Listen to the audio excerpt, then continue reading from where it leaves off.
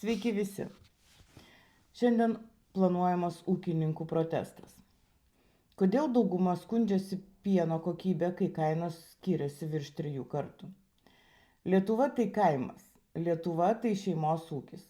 Lietuva tai žmogus, kuris 5 ryto keliasi melžti karvių. Motina, kuri augina vaikus iš to, ką duoda tėvų ir senelių žemė. Šie žmonės yra mūsų Lietuvos stuburas ir šiandien jie kenčia. Socialiniuose tinkluose pasklido žinia apie būsimą ūkininkų protestą dėl mažų pieno supirkimų kainų. Čia turėčiau sakyti kabutėse, bet esmė nutylima. Pieno supirkimo kainos skiriasi virš 3 kartų. Vieni gauna vos 12 centų už litrą, kiti virš 40. Savikaina siekia apie 30 € . Vienas ūkininkas dirba nuostolingai, kitas, kad ir vėluoja, bet vis tiek uždirba virš savikainos. Ir stebiu iš šono, kaip skirtingų dydžių ūkiai protestuoja ir reikalauja paramos. Kodėl? Na ir prisiminkime praėjusius protestus, kai valstybė mokėjo po 100 ir 200 € už kiekvieną karvę. Mažas ūkis su 10 karvučių gaudavo 12 centų už litrą. Ir taip surinkdavo gal nuo 1000 iki 2000 € vos tiek, kad išgyventų. O stambus ūkis su 500 karvių, gaunantis virš 40 centų už litrą, pasiimdavo nuo 50 iki 100 000 € premiją savo pelnui didinti. Ar tai teisinga?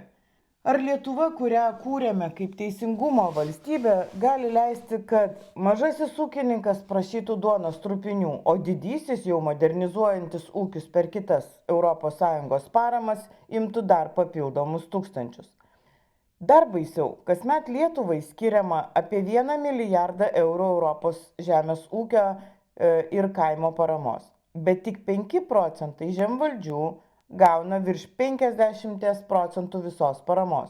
Mūsų Lietuvos šeimos ūkiai, tie maži tvartai su 10, na dabar gal jau su 100 karvučių, lieka su trupiniais arba visai be paramos. Bet būtent jie kūrė kaimo gyvybę, laiko iš tėvų perimtą lietuvišką žemę, maitina ir augina savo vaikus. O parama keliauja oligarcham, žemvaldžiam, su 10 000 hektarų auginantiems 10 000 galvijų perteklinius grūdus, kurie teršia mūsų dirvožemius ir aplinką. Kodėl kainos skiriasi ne centais, o kartais? Vieniems 12 centų, kitiems virš 40.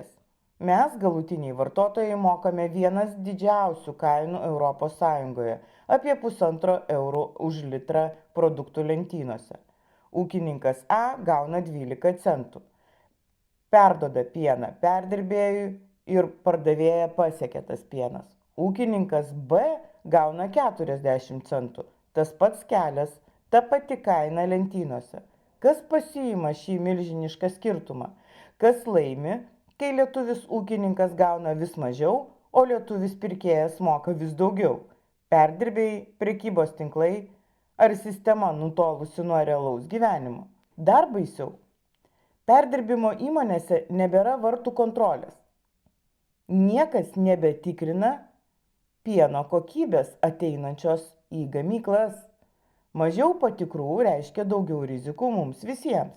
Mažiau atsakomybės, daugiau pasitikėjimo tais, kurie turi interesą tikrinti kuo mažiau. Mes vartotojai liekame paskutiniai, kurie sužinome apie problemas. Tai ne ekonominiai skaičiavimai, tai Lietuvos likimo klausimas. Kodėl protesto komunikacijoje nutylima kainų skirtumas? Kodėl visi reikalauja paramos, kai dalis jau uždirba virš savikainos? Kas iš tiesų gina smulkiuosius ūkininkus, tuos, kurie laiko lietuvišką kaimą gyvą? Aš palaikau smulkiuosius ūkininkus. Palaikau tuos, kurie gauna žemiau savikainos, bet negaliu sutikti subsidijuoti ir remti pelningus ūkius.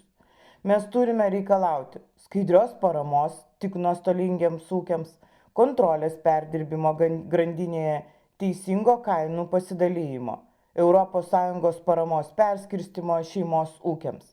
Negalime leisti, kad didžiausia paramos dalis atitektų keliems procentams stambiausių žemvaldžių. Lietuvos kaimas tai ne žemvaldžiai. Lietuvos kaimas tai šeimos ūkis, kuris kartu su šeima gyvendami ir dirbdami palaiko kaimo gyvybingumą ir vis dar tiki Lietuvą. Kai nusilps tokie ūkiai, nusilps ir kaimas. Kai nusilps kaimas, nusilps ir Lietuva. Jei matote šią neteisybę, pasidalinkite. Jei tikite teisingumu, uždėkite patiktuką. Tegul tiesa pasiekia sprendimų priėmėjus, nes Lietuva nusipelno teisingumo. Lietuva nusipelno gyvo kaimo. Gražios jums dienos visiems.